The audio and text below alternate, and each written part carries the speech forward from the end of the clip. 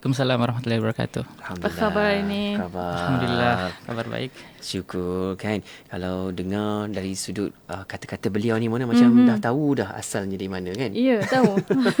Dari Sabah. Ya, dari Sabah, dari Keningau, Sabah. Keningau, Sabah. Oh, boleh bakal kau lah kan. Ya, boleh betul. Okey, baik. Rakan-rakan sekalian, pada tonton rancangan Islam Agamaku pada petang ini, menerusi di Facebook Go Live IKIM FM, live fanpage kami, dan juga tonton di situ. Dan kita buka ruang peluang untuk anda yang nak sampaikan soalan. Ya, boleh hantarkan ke WhatsApp Konti pada waktu ini di talian 01129004. Baik, kita nak mulakan bicara kita dengan berbincang tentang tajuk Dulu Pendakyah, Kini Pendakwah. Kan.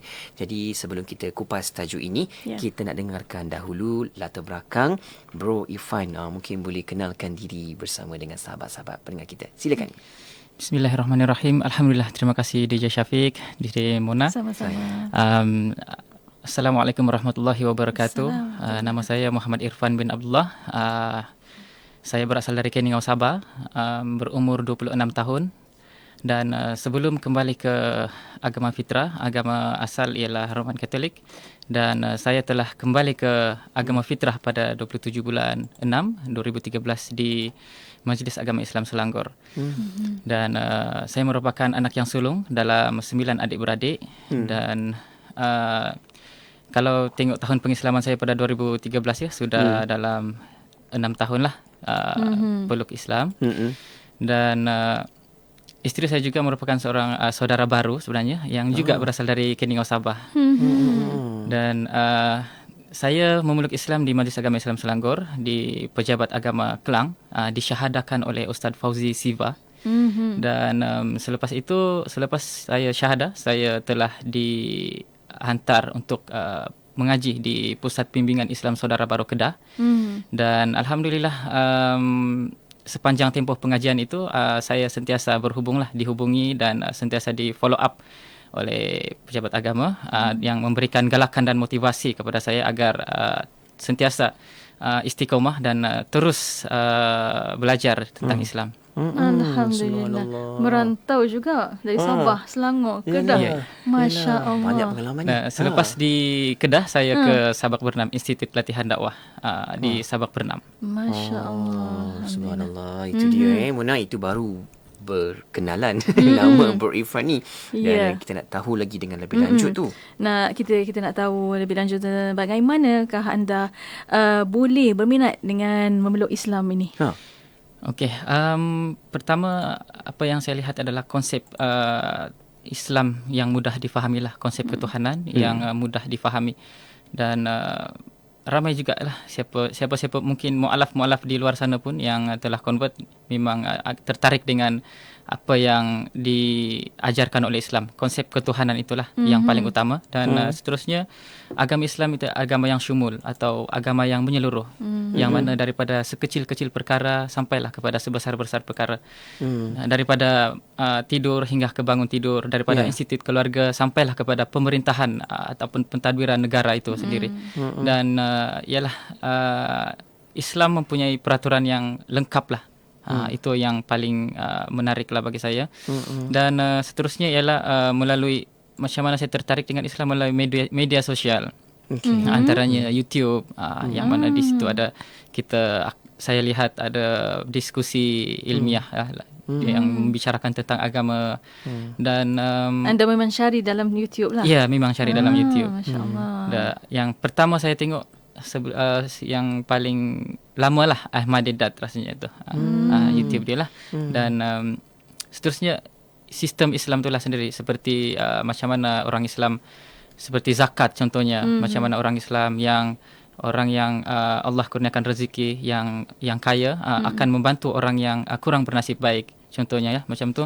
So kalau saya tengoklah, saya buat perbandingan di mana sistem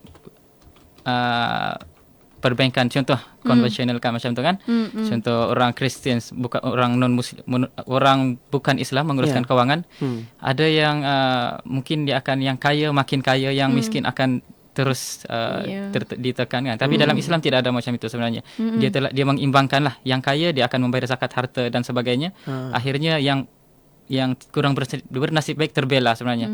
Dan itu sesuatu yang positif lah, yang sangat bagus, yang mana mungkin yang golongan-golongan kaya tersebut tidak akan membazirkan wang yang Allah kurniakan lah. Macam itulah. Masya Allah.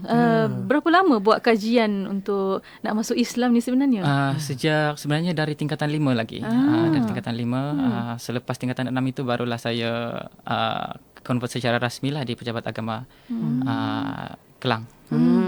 Subhanallah, kan. Dan boleh kita tahu masa lafazkan syahadah sebab tu umur berapa? Umur 20 tahun. Subhanallah. Sekarang sudah 26 tahun. Jadi dalam 6 tahun lah. Subhanallah. Isteri kan? pun tuan yang mendakwa dia untuk masuk Islam ke atau? Memang isteri saya pun juga berminat dengan Islam lah, sebab perkara yang dia bicarakan itu antaranya ialah cara Islam menjaga wanita sebenarnya, dengan tudung kan, dengan menutup aurat, dan itulah sebenarnya dia juga berminat lah. Dan alhamdulillah yang itu sangat mudah lah. Ya, sebenarnya. Tapi saya kira Muna, walaupun Encik Irfan memeluk agama Islam lebih kurang 6 tahun, tapi katanya bidang pengajian sekarang ni ataupun yang sedang diambil selepas diambil sebelum ni dalam bidang syariah. Subhanallah. Kan dari College Darul Al-Hikmah Sungai Ramal Dalam. Itu dia Mona, kan. Kita sama-sama juga ambil manfaat tu, sebab walaupun dalam tempoh masa yang singkat kita rasa 6 tahun tu, tapi ilmu itu dapat kita ambil walau di mana sahaja, tak kira masa, tak kira umurnya, nak mendalami tu.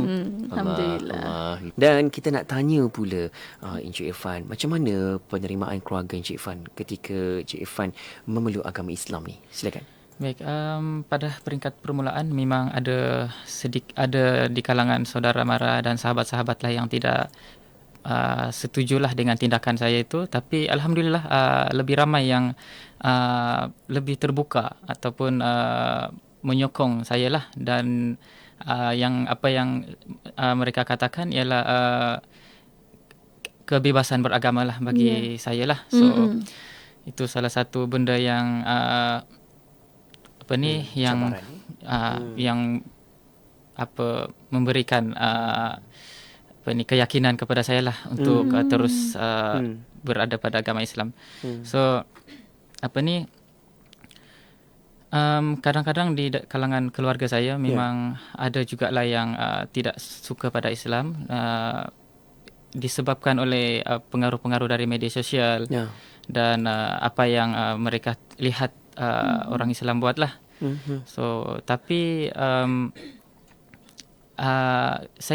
apabila saya balik, saya akan sentiasa mengambil peluang lah untuk menjelaskan salah tanggapan, salah faham terhadap Islam lah, dan alhamdulillah mereka boleh terimalah dengan hati yang terbuka lah. Dan ada di kalangan keluarga-keluarga saya yang berminat lah juga nak tahu pasal Islam. Dan alhamdulillah ada juga yang telah kembali kepada agama Islam lah bersama dengan saya. Alhamdulillah. Kalau ada salah silah keluarga sebelum ni ada yang memeluk agama Islam? Ada sebelum ni.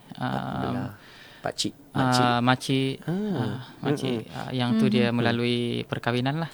Dan juga Muna, kita dikhabarkan dalam keluarga Encik Irfan, selepas Encik Irfan memeluk agama Islam, Encik Irfan juga turut membawakan mesej dakwah itu, disampaikan juga kepada adik-beradiknya. Adik-beradik ada yang memeluk agama Islam.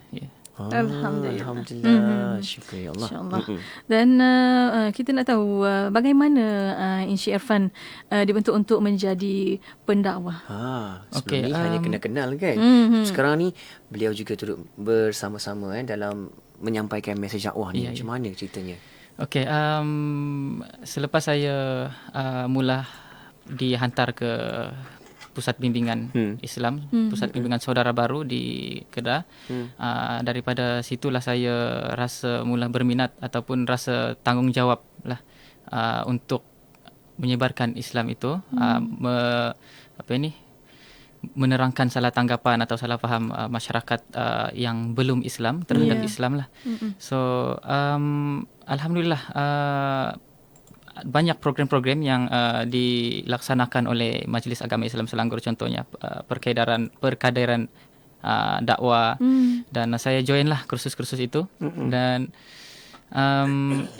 selain daripada MAIS, Hidayah Center Foundation juga menganjurkan banyak kursus-kursus latihan lah, training-training yang mana persiapan seorang dai untuk pergi ke lapangan dakwah itu sendiri. Sebagai contoh, salah satu training yang Hidayah Center buat ialah dakwah dalam masyarakat majmuk. So Hidayah Center Foundation dia melahirkan pendakwa-pendakwa dari kalangan etnik-etnik yang ada di Malaysia lah. Contohnya kalau etnik Kadazan, dia lahirkan pendakwah dari Kadazan kerana sebab budaya dan sensitiviti masyarakat itu sendiri lebih difahami oleh etnik-etnik yang etnik-etnik dari etnik masing-masing lah. Masya-Allah. Baik, ada tadi Encik Irfan sebut berkaitan dengan Hidayah Center Foundation, dan sekarang Encik Irfan sendiri pun bertugas sebahagian dari keluarga Hidayah Center Foundation. Macam mana pula Encik Irfan boleh memulakan penglibatan dengan Hidayah Center Foundation ni? Apa rasa peranan Encik Irfan sendiri? Mungkin rasa tanggungjawab ke macam mana? Ya, memang rasa tanggungjawab lah sebagai seorang Islam kan. Di mana ketika saya belajar dulu, saya ditarbiah lah sebaik-baik sebaik-baik perbuatan itu ialah perbuatan yang mengajak kepada kebaikan dan mencegah kemungkaran lah, yang begitulah yang saya ditarbiah ketika saya belajar di Institut Latihan Dakwah Ildas Selangor. Dan dakwah dari situlah timbulnya minat saya untuk berdakwah sebenarnya.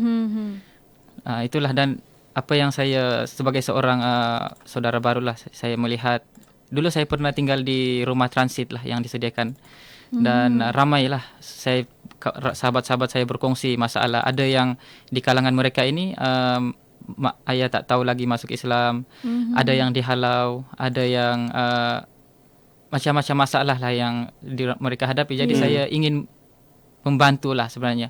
Jadi saya dah lihat perkara itu, dan sangat penting untuk saya dan mungkin masyarakat Islam membantu mereka lah untuk terus teguh dalam akidah Islam. Subhanallah. Itu yang perlu kita nampak dan perlu kita beri perhatian Mona. Kadang-kadang kita ni hidup ada naik turunnya kan. Walaupun kita yang dah lahir dalam Islam ni pun ada perkara yang kita boleh belajar, seperti insan yang bersama kita ni, Encik Irfan, yang lihat perkara isu-isu akidah ni perlu ditekankan, perlu lagi diperkuatkan, tambah-tambah untuk golongan belia kan. Sebab kita risau mungkin ada kesan-kesan dari sudut media sekarang yang memberikan kesan mungkin terkurang kan. Kita tambah-tambah baikkan lagi dalam usaha untuk memegang tali akidah kepada agama Islam ini, insya-Allah. Insya-Allah. Walaupun kita pun kadang-kadang dalam kesusahan kita sendiri pun kita mungkin itu yang kita rasa dan itu yang kita nak tolong juga sesama Islam kan. Pasti kena bantu kan. Ya. Dan mungkin Encik Irfan, kita nak tahu bagaimana pula inisiatif untuk membantu Encik Irfan menjadi pendakwah ini. Okey, sebelum ini memang saya bercita-cita lah menjadi seorang pendakwah, tapi waktu itu bukan Islam lah, dan menyebarkan risalah dan sebagainya. Jadi tapi sekarang ini pula bukan dah berubah, iaitu menyebarkan risalah yang mentauhidkan kepada Allah Subhanahu Wa Taala. Jadi Hidayah Center banyak membantulah dari segi menyediakan training. Hidayah Center juga sebenarnya dia ada setiap hari dia ada usrah Hidayah Center Foundation. Kemudian setiap pagi ada tadabbur Quran, dan banyak lagi program-program lah, program training. Contohnya macam mana cara kita nak menceritakan Islam itu kepada masyarakat yang belum Islam dengan cara yang lebih harmoni, dengan cara yang lebih baik lah, yang sesuai. Mungkin ada masyarakat-masyarakat tertentu yang dia dari segi bahasa, contoh kalau kita pergi di Melaka ataupun di Kedah, dia punya bahasa kasar sikit kan. Jadi bila kadang-kadang kalau kita dengan Sabah dengan dia tak berapa sama kenalah, tapi kadang-kadang kalau kawan-kawan kita dari Melaka, dia jumpa kita, dia sapa kita dengan cara masih hidup rupanya hang ni. So kita Allah Akbar. Tapi sebenarnya itu menandakan dia rapat sangat dengan itu kita. Mesra. Mesra. Tapi kalau mungkin Ah, tapi mungkin kalau masyarakat lain dia akan terasa lah. Ya, terkejut dengar Ya. pun terkejut kan. Ya, ya. Itulah kepentingan so itulah untuk kita. kepentingan. Ya, betul. Itulah perkara-perkara macam itulah yang Hidayah Center nampak, yang dia cuba untuk harmonikan dan melahirkan pendakwa-pendakwa yang lebih baguslah, insyaAllah. Subhanallah, itu dia jiwa dan juga nurani hati Encik Irfan ni. Rupanya dari dulu, bukannya baru masuk Islam baru ada niat nak berdakwah tu. Sebelum ini nak berdakwah lah. Ada yang bertanya berdakwah tu macam mana? Sebenarnya berdakwah ni menyiarkan, cuba sebar-sebarkan kan. Tapi sekarang berdakwah ni orang yang turun ke jalan dakwah tu sampaikan terus. Inilah kerja dan juga urusan yang dilakukan oleh Encik Irfan sekarang ini. Tahniah kita ucapkan subhanallah. Bersempena dengan ketibaan bulan Ramadan ni kan. Kalau sebagai saudara baharu kita Mona, kita pun nak tahu juga pengalaman mereka macam mana melalui gerbang Ramadan. Mungkin Encik Irfan boleh maklumkan macam mana persiapan untuk sambut Ramadan tahun ni. Adakah indah? Adakah paling terbaik sekali yang diazamkan untuk tahun ni dan yang dibawakan untuk tahun ni, macam mana pula persiapannya? Okay, bulan Ramadan merupakan bulan yang ditunggu-tunggulah sebenarnya, dan ramai mu'alaf-mu'alaf yang sangat sukalah bila tibanya bulan Ramadan. Ada juga yang sedih kerana kalau boleh nak berpuasa dengan keluarga lah, tapi apakan daya kan, keluarga bukan beragama Islam.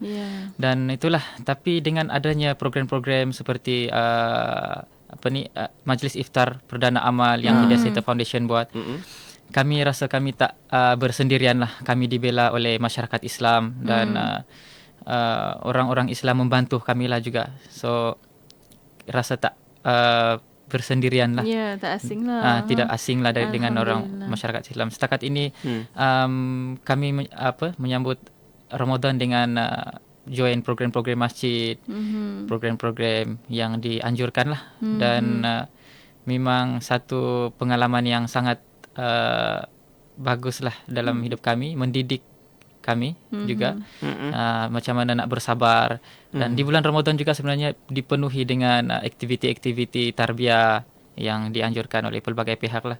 Dan kalau macam saya biasa ikut tarbiyah-tarbiyah yang dianjurkan oleh Hidayah Center lah. So mungkin ada banyak NGO ataupun institut agama kan, pejabat agama yang buat lah. So sangat sangat memberikan motivasi lah bagi kami. Kadang-kadang kita sedih tak dapat bersama dengan keluarga. Kalau ada juga, kalau boleh dapat beraya ataupun sama-sama berpuasa bersama keluarga kan. Tapi apakan daya, ada di antara keluarga yang belum lagi dapat hidayah. InsyaAllah moga Allah kurniakan hidayah kepada mereka. Amin. Walaupun kita tak dapat dengan family sendiri, tapi ada keluarga yang lagi besar, alhamdulillah, betul. bersama Hidayah Center. Masya Allah. Dan mu'alif-mu'alif yang lain. Betul. Alhamdulillah, itu dia Mona, persiapan yang dah pun dilaksanakan kan. Seperti apa yang kita dapat tahu, ustaz-ustaz pun terangkan sebelum ni, para sahabat zaman Rasulullah pun bersiap 6 bulan sebelum Ramadan kan. Begitulah kita kalau boleh persediaan tu lebih awal untuk terimanya Ramadan itu dengan amalan-amalan ibadah kita. Amin, amin ya rabbal alamin. Dan kita nak tahu, pernah ke mengikuti Majlis Iftar Perdana Hidayah Center sebelum ini? Ceritakan macam mana? Ini adalah mungkin kali yang ketiga lah saya join program Majlis Iftar Amal Perdana Hidayah Center. So sangat sangat gembira lah apabila berada di situ, yang mana kita dapat berjumpa dengan sahabat-sahabat mu'alaf kita di negeri-negeri lain dan yang berada di tempat-tempat lain lah. Kita dapat berkenalan dan di situ kami rasa kami tak diabaikan lah. Jadi memang seronok lah bila bersama. Kadang-kadang kita tengah tak ada motivasi, tiba-tiba bermotivasi kan. Sebab kita rasa kita dah susah, tapi ada lagi sahabat-sahabat kita yang dia punya pengorbanan lebih besar lagi sebenarnya. Ada yang sampai sebelum ini suami isteri, tapi bila sudah salah seorang masuk Islam terpaksa bercerai dan Masya Allah, itu satu motivasi lah bagi mualaf-mualaf yang lain bila dapat bersama-sama dalam satu majlis yang dianjurkan seperti majlis iftar amal Hidayah Center Foundation. Masya Allah, ukhuwah dan silaturahim itu besar sangat. Masya Allah. Baik, kita sebut tentang Ramadan dan katanya Hidayah Center Foundation setiap kali tibanya Ramadan katanya ada program sedekah Ramadan. Mungkin boleh Ustaz ceritakan. Ya, untuk kita Hidayah Center Foundation, sebelum ni saya menyertai majlis iftar amal itu sebagai peserta lah. Dan kali ini saya pula sebagai ahli jawatan kuasa yang akan menjalankan program inilah. Jadi majlis iftar amal perdana ini Hidayah Center akan diadakan pada Sabtu 25 Mei di Dewan Kristal Telekom Malaysia Convention Center lah. So untuk sekiranya ingin menyumbang lah untuk menjayakan majlis ini, tuan-tuan boleh pergi ke sedekah.com ya. Dan ataupun sekiranya ingin mengetahui lebih lanjut, layari laman web hidayahcenter.org.com dan .com.my. So untuk talian kalau nak menghubungi talian itu kita boleh hubungi di 03 4108 9669. Saya ulang sekali lagi ya. 034108 9669. Subhanallah, itu dia kita boleh sama-sama untuk menyumbang di sedekah Ramadan yang dibawakan oleh Hidayah Center Foundation. Okey, baik, kita dah sampai di hujung pertemuannya. Mungkin di hujung ni apa nasihat dan juga kata-kata pesanan yang nak disampaikan kepada sahabat-sahabat pendengar kita, Encik Irfan?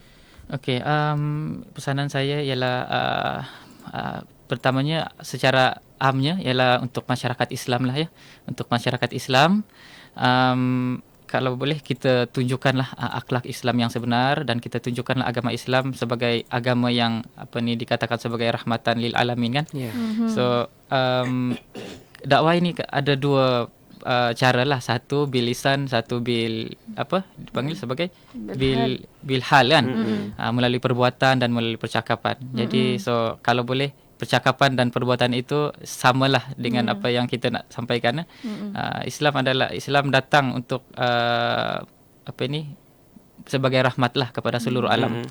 So untuk saudara baru, memang pelbagai cabaran, dugaan dan rintangan yang mereka hadapi. Ada satu nasihat daripada Imam Asy-Syafi'i yang mengatakan, jangan resah sekiranya ada yang membencimu. Tapi kerana masih ramai yang mencintaimu di dunia. Dan resahlah sekiranya Allah membencimu, kerana di akhirat nanti tiada siapa yang mencintaimu, dia katakan. So insya-Allah lah kita sama-sama lah terus bersabar dengan dugaan dan cabaran yang kita hadapi. So itulah apa yang saya nak katakan lah, dalam hadis Rasulullah sallallahu alaihi wasallam, sesiapa yang peluk Islam disebabkan usaha kita tu, maka ia lebih baik daripada dunia dan seisinya kan. So ialah sumbangan ataupun dalam bentuk kesukarelawanan ataupun dari dalam bentuk kewangan, mungkin akan memudahkan program-program Hidayah Center untuk menyantuni mualaf. Alhamdulillah. Besar manfaatnya tu Mona. Banyak perkara yang kita belajar dari Encik Irfan yang kita boleh sama-sama perkuatkan lagi hati kita, jiwa kita Mona, untuk teruskan dakwah ini Nak istiqamah dakwah, memang dakwah Mona, tapi istiqamah tu untuk kita tekun, untuk kita teruskan lagi. Kan? Insya-Allah. Subhanallah. Dan terima kasih kepada Encik Muhammad Irfan atau Henderson Roy atau Muhammad Irfan pada petang ini. Kan? Kalau saya nak panggil ustaz pun boleh ni. Subhanallah, banyak perkara yang beliau belajar kan. Berkaitan dengan Islam, insya-Allah. Semoga semuanya berjalan lancar, insya-Allah. Insya-Allah.